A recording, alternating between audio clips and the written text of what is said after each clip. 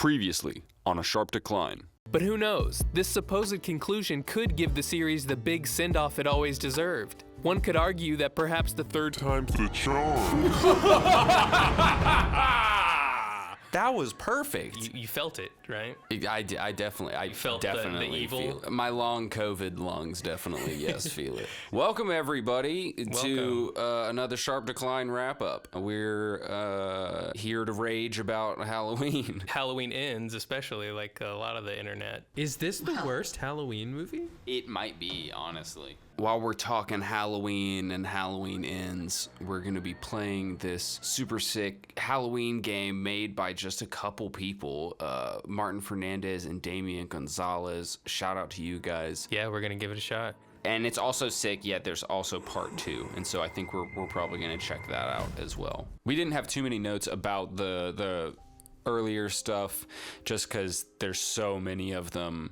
We could nitpick, but most of it's just not like that interesting or that crazy. I think one thing that's funny to me running through all the Halloween movies, at least up until you get to these new ones, which they kind of figured it out for better or worse, but the Michael Myers mask fiascos throughout this franchise are crazy, because when you watch the behind the scenes and everything, you see the sheer amount of different versions and different workshopping and different changing here, slightly changing the features. Oh, let's paint it in a way where the lighting effects are just kind of on it, or should we black out the eyes or not black out the eyes? And it's so funny, especially to me, because there's this clip of Tommy Lee Wallace, who made the original mask, taking one of the Shatner Don Post masks and literally remaking the mask in like 20 minutes. And it looks great. Literally, he just rips the sideburns and the eyebrows off and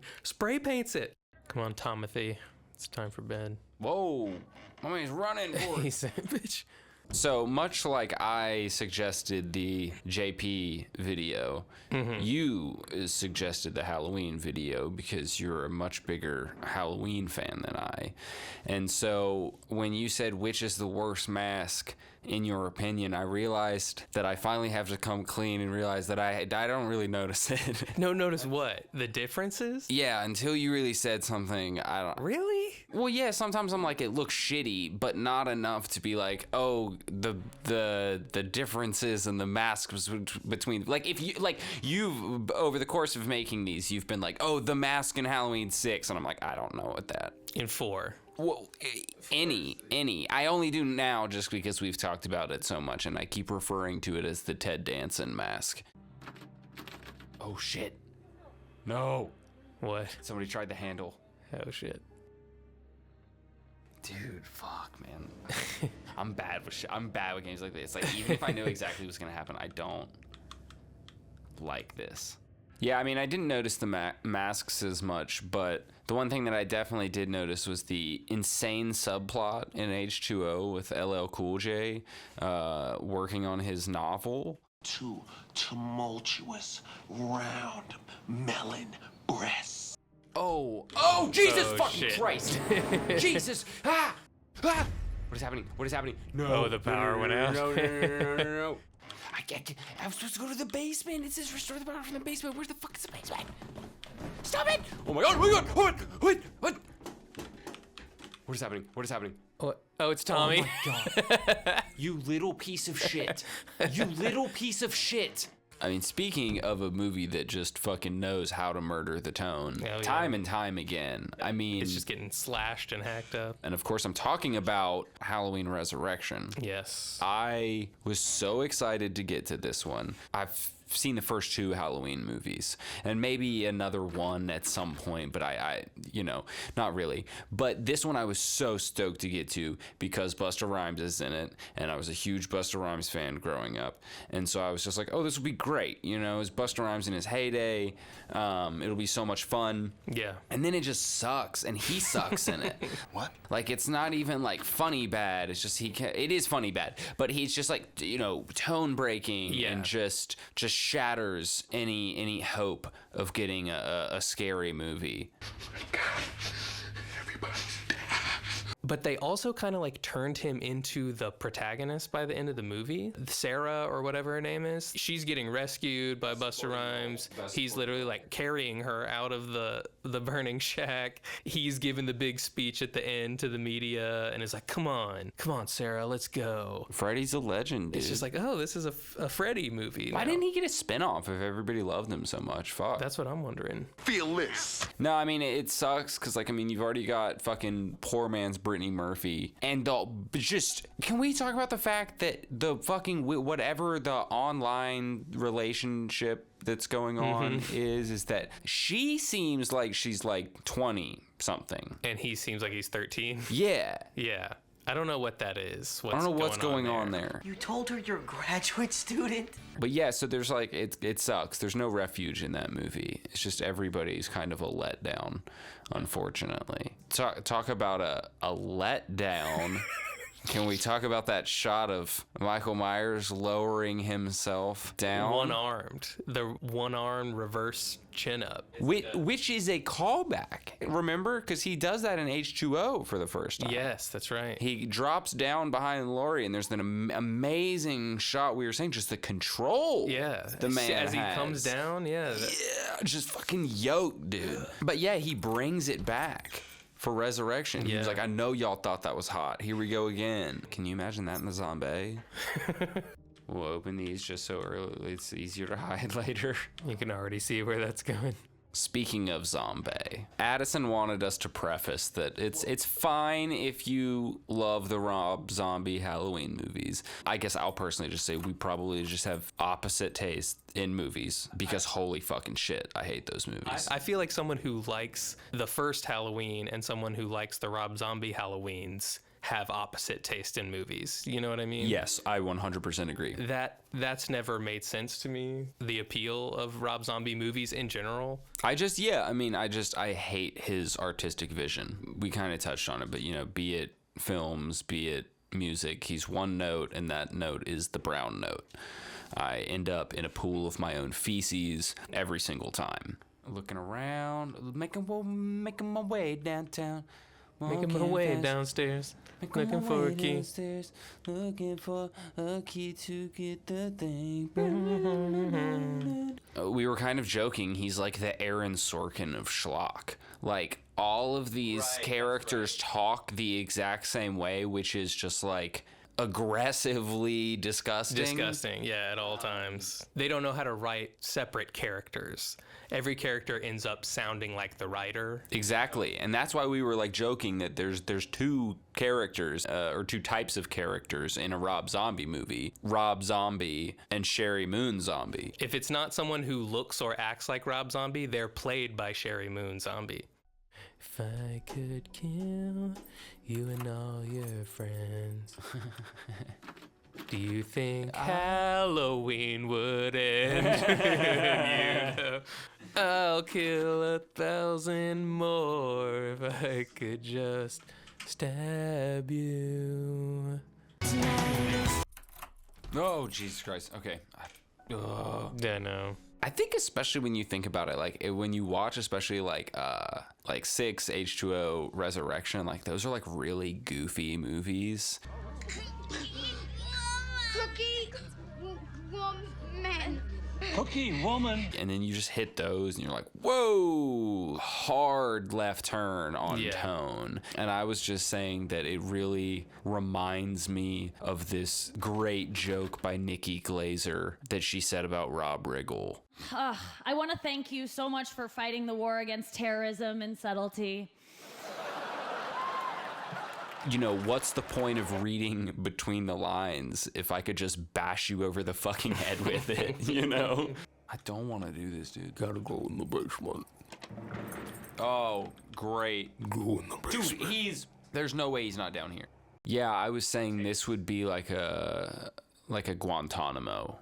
movie for me. The second one. It's definitely, if you played that, you might break 6 to 10 times in a row. Oh, I would break. Yeah. I would break. You get to that concert scene, I'm fucking done, dude. Just the sheer the, like, amount of hillbilly gravestone, and then she starts freaking out, and there's like all these sound, and just the sheer amount of noise in that scene is like if Rob Zombie had made Uncut Gems.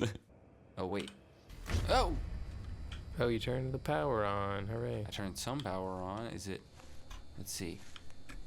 No, I hear something. I hear something. No! No! No! Oh shit. Ah! How are you supposed to get out? Ah! No! Run up the stairs. He's gonna kill me! Run up He's the gonna kill stairs. me! I'm dead! I'm fucking dead! Am I still alive? Yes, Oh my go. God. Oh my god. Oh, I have to kill him. Dude, I can't even... Objective kill Michael Myers. We talked about Rob Zombie himself, but there were a couple just elements from really the first one that we were talking about. Haddonfield is fucking empty. Yeah. No one is anywhere. Yeah. Yeah, you go to the strip club. It's the strip club owner, One stripper, and then like the bartender, I guess, some guy who works there. and that's it. Yeah. He just doesn't populate like any of his Yeah. scenes. I mean, and I was kind of honestly like, it was a little bit of a running joke I had throughout us watching these movies, but it's almost like every time it's like out on Halloween night and he ends up killing people, that somebody like runs to somebody's door and is beating on it. It's like, help me, please help me. And just no one's around anywhere. Yeah. Halloween Kills was pretty much hated, and I think rightly so. Yep. We kind of touched on, how bad the script is, but it's like really, really bad. And I don't think we really put all of the clips we could have put in to illustrate that. He creeps, he kills, he goes home. But like one thing that kept sticking out to me is like all these characters, Laurie, Deputy Hawkins, whatever his name is, all these characters speak in like essays. Yeah. Not like people. Well, they all talk like they came to the situation with like a prepared speech. Yeah. Who knows what makes him kill, what motivates him? But in his heart, it always seemed to me he wants one thing. Now he's turning us into monsters. The more he kills, the more he transcends into something else impossible to defeat. One thing for me about the 2018 Halloween and Halloween Kills is that it's almost like they write themselves into a corner, realize it, and then as opposed to like backtracking and changing something or coming up with a different way forward, they just go like, oh, well, we'll just kind of try and like trick the audience almost. Yeah. Like we'll expect them not to like ask Yes. what's going on or... Yeah, exactly. And there's like a couple or few instances of it. I mean, one of the small ones is like him fighting the firefighters. I just think is really funny. First of all, because the guy turns the fire hose on and it has like the pressure of a shower head. And it's like, dude, those things are fucking insane. But also like him fighting the mob at the end of, is that Kills? Yes. They were just like, oh shit, well, wait, if we do it this way, then obviously they kill him, because how would they not? Right. And so they go, oh, well, we'll just take this weird, like, artsy approach and light it this strange way and not really show the other people standing around most of the time. Right. Oh, look, he just cut the throat open and the blood's flying. Isn't that crazy, Michael Myers? Yeah, don't think about it. Don't think about it. And then, is it at the end of that scene with that woman? No, that's before that. It's before that. There's a different scene where he's like killing people and this woman has a gun and then it just cuts away from her and he's like stabbing this dude and it takes a minute for him to like kill the other people. She literally disappears from the scene for a second and then all of a sudden she's just like down the street and is walking back toward the fight. We have not seen her go anywhere. There's no reason for her to go anywhere. She has a fucking gun in her hand and people that she know, I think it isn't one of the dudes, her husband is getting stabbed to fucking death and she just teleports down the fucking street. Yeah, and then walks up and has the stupidest fucking death since John Locke. Clearing the house. I watched SWAT. SWAT as a kid. Enough to know how to do this. clear it all. Samuel Jackson taught me well. Samuel Jackson taught me well. What? Oh, no! Oh, shit. One bullet. You ran out of bullet. Yeah, I forgot. I was just thinking that how Kills is so disconnected from the film before it. Like they try to do this philosophical premise of like mob violence and so I almost feel like we should have seen what was coming. This coming, yeah, probably. I mean, it's not surprising in a way because it's like we said, every time you like reboot these movies, you get one, and then the next one you're either gonna have to come up with something completely different or do the same thing again. And I think they got to the end of Halloween 2018, and then they were like, okay, well, shit. Now he's making us the monsters. Mob violence. Oh, come on, Right. No. Do you want to give it a shot? I can, yeah. Do you want to start from the beginning? I can just take it from where you are, I guess. Oh my god. Oh my god. Wait, what? What did you resume into? Oh, am I alive still? Yeah, that's what happened to me. So we watched Halloween Ends, and then we had to watch it again because we were so unsure of what had just happened. Yeah. What a bizarre film. I remember the day after we watched it, it was all like hazy in my mind. And yeah, the one thing that I was saying, because in Halloween Ends, the very amateur writing continues. And there's, I think, 4 people credited on this screenplay, which is nuts. I mean, I'm sure one of those is like an early draft, but I cannot believe that the dialogue in this film made it across their desks with them being like, yeah, that's how people speak to each other. Oh, Jesus!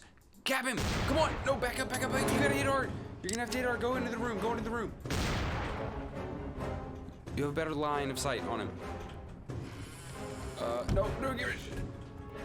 Bah! Oh, come on! That was like multiple headshots. Yo! Hey! Am I running? Am Wait. I shooting? Yeah, there's no way he's dead.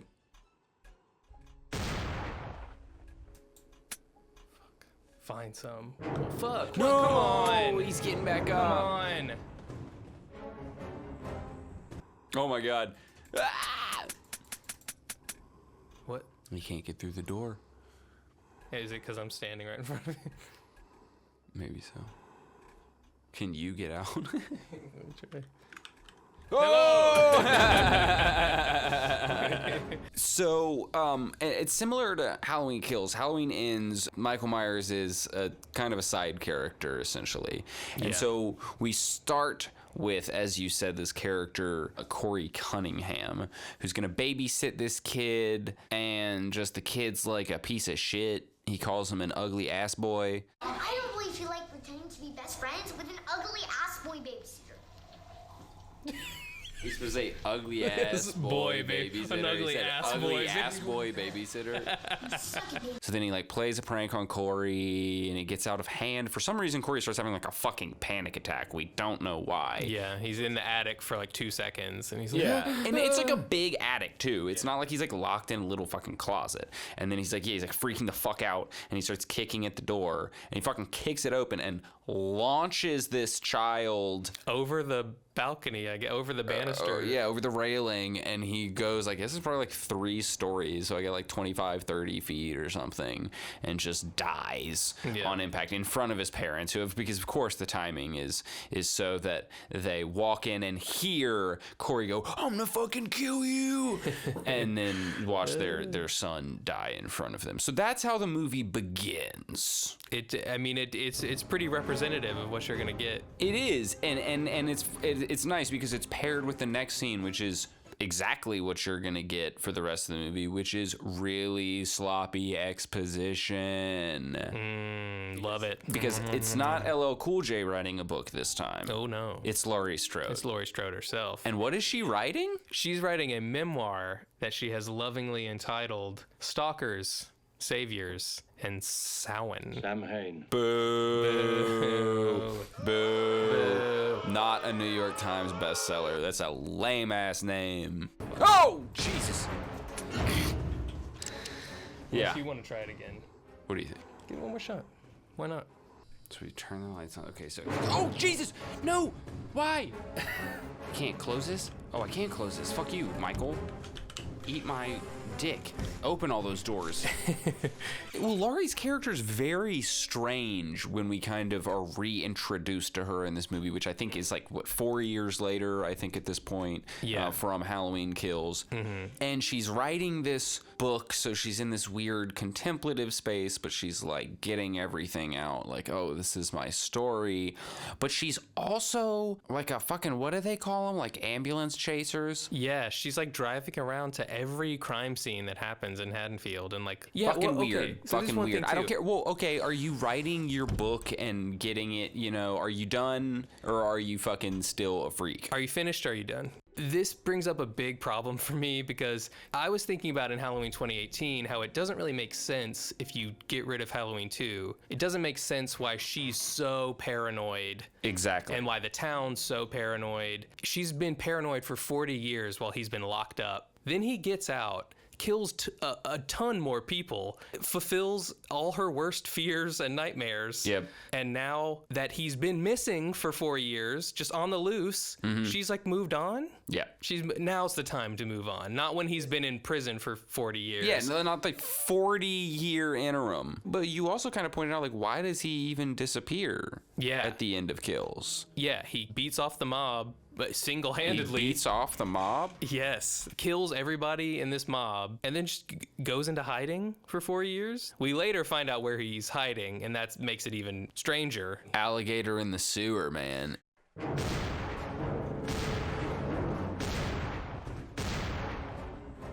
All right, so I'm fucked if this plan does not work. I'm totally 100% fucked if this plan doesn't work. But it's the only plan we got. Yep. Okay. We're fucked. All right, well, that's all I got. So, so who's the nerd now, Michael? I'm gonna go hide from you while I contemplate my choices. Oh no. I shall find the ammo. No! I don't know. I shall not go peaceful into that good night. Can I blind him? Right in your eyes. Right in your eyes. Surprise, surprise. Fucker. Look at him. Look at him. He's got a limp now. Yeah, bitch. You hobbled him. What's up? Oh. No, he still got me. Oh, but I'm fucking moving.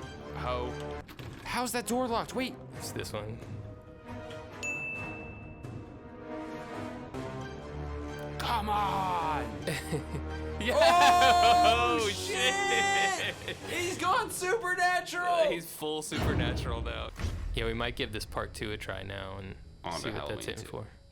So we're going to put a link to this in the description. If you guys want to go check it out, I would highly recommend it.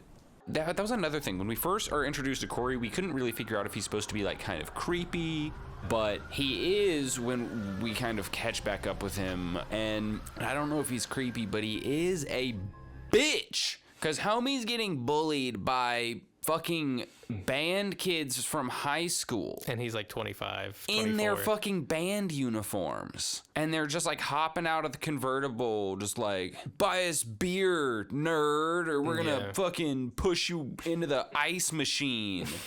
And Laurie Strode's gonna have to call us off. Yeah, literally. And I get it, you're like turning the band geek thing on its head, right? But get it, they're in band. They're the bullies this time. It's not the jocks. When there's like that fucking kid with like his like fashion mullet or whatever, yeah, the like Balenciaga model. And I was just like, bro, like if you look like that, just like stop listening to Broken Side and call your dad. Are you the psycho or the freak show? Hey, Margot, you want to... Are you the psycho or the freak show? There were 4 writers on this script. You know, during this encounter with the band geeks, he cuts his hand open. Laurie suggests he goes to the hospital, which is where he meets Allison. He walks in to get his hand fixed up, and as soon as Allison sees him, the look on her face is just like, oh, I'm fucking this dude tonight. I'm swallowing this dude whole. And that does not change for like the rest of the movie. The rest of the film. Oh! She said, you see it? Look back at it. I'm gonna put that thing on it. But so, you know, Allison is now going to fuck this guy. No, She's decided. The deal is sealed. And it turns out, you know, Laurie's actually kind of set this up a little bit. She was like, oh, you need your hand stitched up. I know somebody. And so when Allison returns home, she tells Laurie, oh, I see what you did here, you know. And Laurie drops the weirdest line, I think, in the whole movie. You know, you need to find someone that can let go. That makes you want to rip off your shirt and show grief your fucking tits and say, you know what? Let's go. This is delicious. Corey. Wait, can you back it up? Did that just happen? I don't know. Wait, it was so boring, and then all of a sudden she was like, show me your fucking tits. It's a game changer. Like, fucking game changer. It wakes you out of your stupor. That's literally what it did with us. That's a Danny McBride line. Like, Danny McBride wrote that and was like, you can't change that. Oh, yeah. So Corey's also getting harassed because he has his past as a possible child killer. But yeah, so he leaves the bar because this woman's like freaking out. And who happens to be driving by? The fucking band. They need a great name. The Banditos. Yes, the Banditos. They get in a scuffle with Corey and end up throwing him over a bridge and assume they've killed him and get freaked out and drive off. We then get a weird shot where you don't really see Michael, but you hear him kind of. I guess you kind of see it, but not really. Him dragging Corey into where he's been living like a rat for the past several years in a sewer. So yeah, he drags him in. Corey just kind of wakes up and then starts to walk around this sewer hole that Michael's been in for 4 years and walks by this little nook where Michael's just like hiding and grabs him. And I'm so this is, you drag this guy in and then sat him down across the room and went and hid in this little cranny and waited for him to walk by. Well, you see, it's more dramatic that way. Well, I mean, it makes sense because he had to grab him to impart the evil on him. Exactly. He has to thorn power him. Yes. Oh, did Michael put the thorn curse on him? That's what I was to say. Did he like thorn power him? Because like shit got weird. Do my bidding. Yeah, because we were just like very confused by this this was one of those that really the second rewatch, I don't know if it cleared it up. No. But it did. Like the first time I was like, I don't know what the fuck just happened. Yeah, yeah, literally. I don't know what I'm supposed to get out of that. Is there something paranormal going on? Yeah, like is he possessing him? Is he infecting him with some kind of evil? If he is doing that, then why the town is slowly turning him evil? Because really it's Michael that turns him evil. Yeah, and that's the thing. Like, we haven't had anything supernatural in this timeline not at all yet. And so then this happens, and it's very vague as to what actually happens, and you're just going like, wait, so is he losing his shit, or did he just get possessed essentially by Michael Myers from his little sewer nook? Because it's like cell 302. I see you tonight and tomorrow. Who was Dad? Which one of you said that? You wish you knew. So Corey's like slowly becoming evil. He wants to know how to kill, I guess. He wants Michael to like show him how to kill. Well, he's also, can I just say real quick, because he and Allison are spending more time together, and he's displaying every warning sign, and she's like, I fucking love this guy. He's so fucking hot. But so, yeah, as you were saying, he for some reason, wants to learn how to kill, even though he killed the homeless dude. Yeah. So it's like, you just, like that. Yeah. Like how you just push the knife into that dude's chest. You kind of just do that, but probably with a bigger knife. I wish I could. Oh, push it. Okay. Yes. Addison. Shut up. You didn't know either. What did I just say? Well, you didn't say anything. I said, is there not a way to deliver multiple meals? You put it on wheels. That's what you do. So him and Allison are out, and they run into her douchey ex-boyfriend, cop guy. So they have like an argument, and then her boyfriend or ex-boyfriend tracks Corey, and Corey leads him to Michael's hiney hole. Corey does a little like behind a pillar and jumps like fucking Peter Pan into the sewer hole. This is our new scary killer guy. Yeah, he's Corey he's Cunningham. giggling as he's crawling into a sewer hole.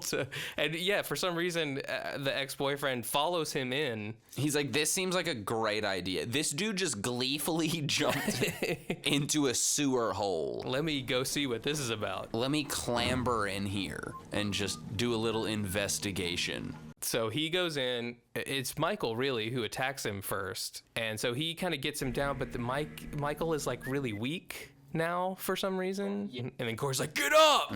Get up, pussy! Corey's like, show me how to kill. Yeah, literally. Show me how to do it. Show me how. He wants him to show him how to do it. So Michael gets on top and stabs the ex-boyfriend, and they get to share their first murdergasm together. Stab him again. Stab him, daddy. Stab him. Stab him, daddy. Stab him. Stab him. Show me how to do it. What? Oh, Jesus Christ. After showing Corey how to kill, they go on their first master apprentice murder spree. Their first murder date. Yeah. Their first official murder date as a murder couple. We get the preamble, whatever. Homegirl's walking around the house, checking things out. Yeah. All of a sudden, she steps outside, and we see this weird shadow in the background. Somebody is going ham on a body. Silently. There's Silently. no sound at all. And only when she flicks on the lights does the sound of reality come back. And it's fucking Corey in his cute little scarecrow mask stabbing the dude with like a fucking wine opener. And then, yeah, I was saying we kind of get like maybe the most interesting part of the movie, potentially the most interesting part of the past two movies, when the dad of the kid that Corey accidentally killed talks with Laurie. Yeah, they're at the bar. Yeah, they're at the bar. He's like shooting pool, and he essentially tells her that like, I knew that this dude didn't kill my kid. Like I knew he was a good dude. Like, I believed him. Yeah. And he's like, but I saw him recently, and like went up to say something because I felt compelled to kind of put all this behind us, and it wasn't him. Yeah, in like his eyes. Looking in his eyes, that wasn't him. The devil's eyes. And you're like, okay, that's like kind of good, you know. I don't know. It's just it's like story. It's actually storytelling in this swamp of feces that we're currently trudging through. It really is like aimless. It's a completely. I still don't know what the point of this movie is. Contractual obligation. Yeah, so Laurie starts to suspect Corey being a potential killer. And Allison's like, no, I'm gonna fuck this guy. Like you were saying, Allison just ignores every red flag because Corey is every red flag. It's crazy. He's calling her being like, your grandma's trying to kill me. And yeah, she's like, let's blow this town. Yeah, I'll show you the house where I accidentally killed this kid. And we'll ride on my motorcycle while this pop song plays. Your favorite song. Burn it down. It just took me out of it immediately. And I think it just added to the feeling that I was starting to get from those scenes with Allison and Corey of like, what am I watching? This feels like a CW romance show or something. It's Hallow One Tree Hill. Oh my gosh. Whoa. Oh, he's slamming me. He's doing the Michael slam. He's doing the monster mash.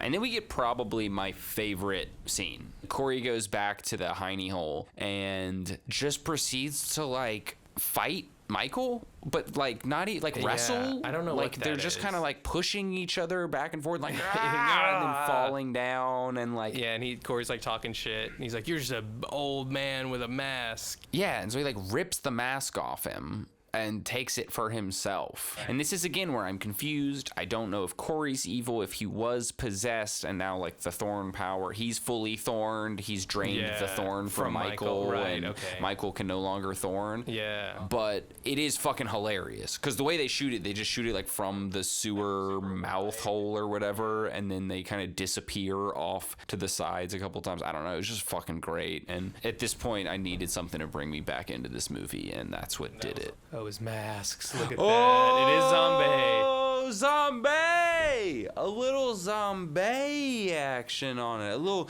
zombie flambe, if you will. Look out. So he takes the mask, he takes Michael's mask, and he's become Michael. So he starts rampaging, as Michael does. He goes to this radio station, kills this DJ who's been running through the whole movie by slamming his face on the turntable, and it explodes and like triples in size somehow. It's the most outrageous looking effect I think I've seen in any of these movies. And Rob Zombie directed 2 movies in this franchise, and that's still the most like what? He didn't get close to that prosthetic. I was like, what? It looks crazy. And then Corey pulls out the tiniest little pair of scissors and like delicately, softly cuts his tongue off, and he does it so like gently, and it's so smooth, and it just looks like he's cutting through cake. Yeah, there's like a shot in maybe it might be Kills where he like just kind of shoves a knife into a woman's face, and there's just no resistance. Oh, it's the guy. A dude's face. I'm sorry, some dude's face. But there's just no resistance. Like the man doesn't have a skull, and it just like slides right in. I think that's just where we start to be like, is it cake? Yeah, let's play a game. Like. No! Oh, Jesus Christ! Oh my God! Fuck, dude! Oh shit! Fuck! Oh god damn! Oh my God! These movies have a lot of that kind of stuff where it's just wacky, like some wacky shit, but they want to be like philosophical, and do we turn ourselves into the monsters that we fear? And here's a crazy, goofy, fucking Three Stooges moment with a gun where I shoot myself in the head. We're the monster. We were all the monster. The audience is the monster. I am the monster, guys. You are the Corey Cunningham. Guys, I am Corey Cunningham. And then it just kind of decides to wrap up. I mean, I guess Laurie is like, oh, this guy's out of control. She decides she's going to lure him in. But I don't know if she believes she's luring him in Michael or Corey. I don't know if she incidentally lures him in, I don't know I don't know how she knew he was going to come to the house at that moment and walk in no idea. It just like cuts to her. She's in the house, and she calls the suicide hotline and is like, I'm going to kill myself. I'm here to report a suicide. And then she shoots a pumpkin, and the pumpkin innards splat against the wall. And so, of course, then Corey comes in, but she's springing her trap. And something was kind of confusing about that, because I'm like, it's just a weird way to lure somebody in. Like, I'm gonna pretend to kill myself so you come to kill me. I swear to God, if he's fucking down here. God damn it. Is he? Yes, he just came down the stairs. What? Go up. No, go up. We're going to 3. We're going to 3. Yeah, fuck you. No! What? How? No.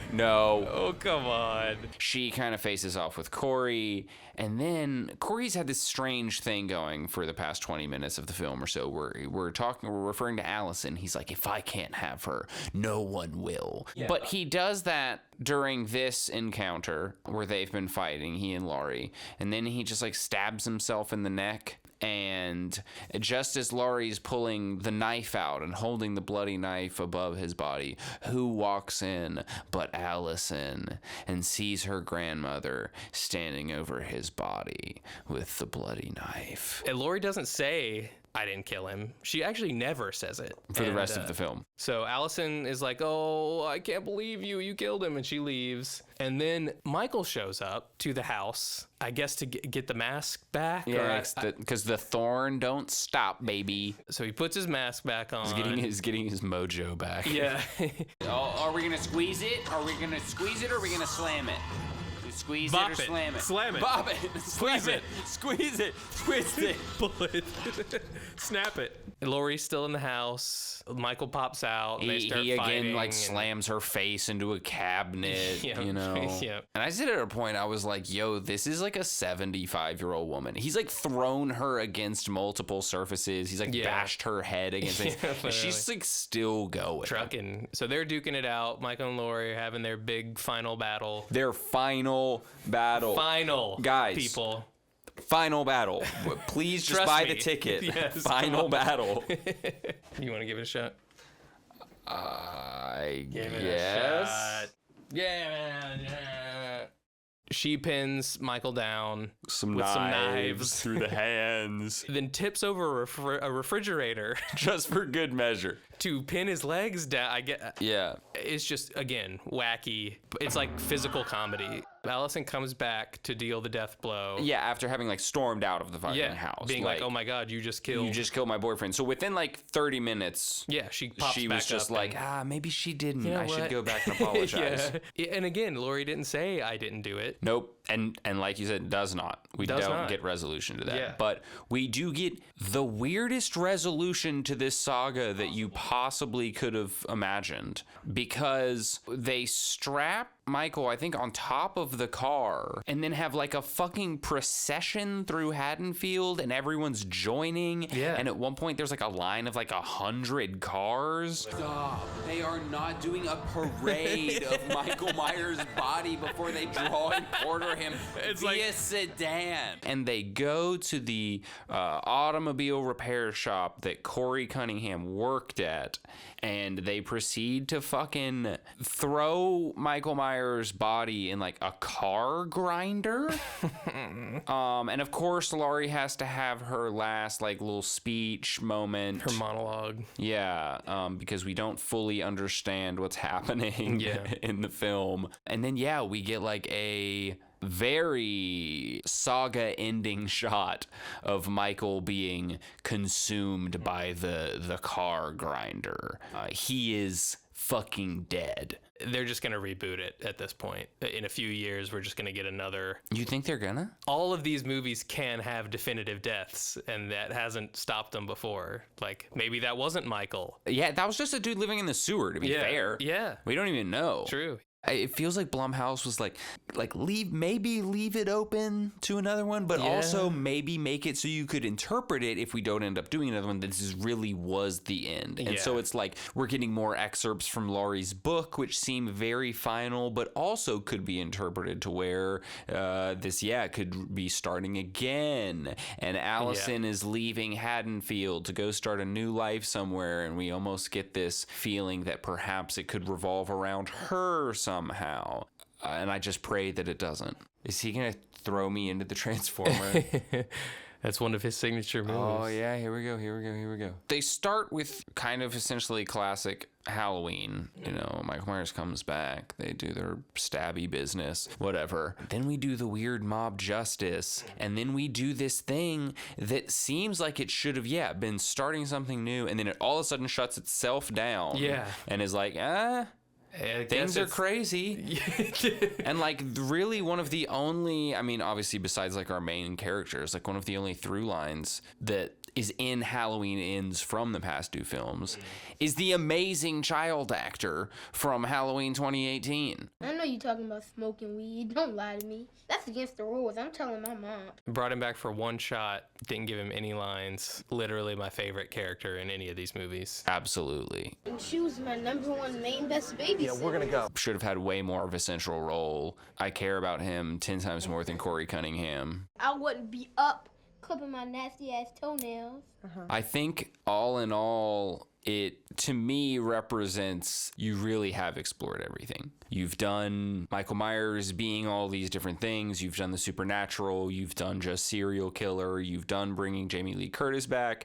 You've done family members, blah, blah, blah, blah, blah. You've now done themes associated with Halloween. And it's like, okay, we really have, like, it's running on fumes. Yeah. Those were the fumes. Yeah. And the car is now dead on the side of the interstate. Give it the fuck up. And even this whole like, a new killer takes the place of Michael. But technically, that's already been done too. Like the ending of 4 does that. This was just following through on something that's already been done in these movies. Well, and like we pointed out, it's not even though really, because he puts on the fucking mask. He just becomes Michael Myers, and it's Corey Cunningham is Michael Myers, you know? And that's the thing. I think we're done. I hope so. God, I hope so. But I just don't. I think it's another one of those things. There's like a Halloween boom bust cycle. Yeah. You know? Yeah, like, no, really. No, it'll be 5 years. One comes out, it makes a ton of money. They milk a couple sequels out really quick. They get progressively worse. It goes dormant for 5-6 years. Oh, Jesus Christ. Come on. Oh, wait. Oh. No, I'm fine with that. Oh, wait. Here we go. Yes, you're right. You're right. You're so very right. Come on, just fucking now. Okay, so I need to go Back to the tourist. Back up the stairs and to the left, I think. Oh, fuck me. Where am I supposed to go in here? I think you're supposed to just get past him. Okay, so here, I'm going to give him the place where I get the widest berth. Come to me here. Wait! Can you pick it up? No, I can't. Damn it. Why would I'm they just put that there? I'm faster than him. He's a hoe. He's a hoe. They're just going to create a new guy. And they're gonna pay like 5 artists to do 450 drawings each in 36 hours, and they're gonna be like, which of these is the most spoop? They'll probably fucking post on Twitter and just go, whichever one gets the most retweets, we will fucking make a movie out of this. Like a Mountain Dew flavor. Literally Halloween, like nacho cheese. I think it would be cool if they tried to do the actual Halloween franchise. Everything's a one-off after this. Give me a Halloween movie every 3 years that is a horror movie set on Halloween. Yeah. I don't need it to be related. I don't need it to be self-referential, the saga or the franchise. You know? I think that was the best idea. The last good idea this franchise had was doing that. 100%.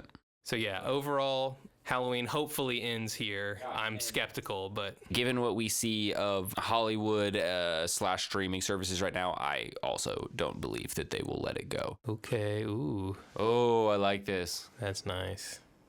Oh, dude, this is spoopy. So, I think those are our thoughts on everything. We wanted to just extend a heartfelt we love you and our gratitude to everybody who's been rocking with us the past little bit with this Halloween video. We're really just doing some top tier goobs, but having a good time with it. And we do like to try and put our all into these videos and make them actually substantive and fun to watch. So we're gonna actually, I think, not post anything in December. True. But we will be back hot and ready like Little Caesars in January. Yeah, we'll see you guys in 2023.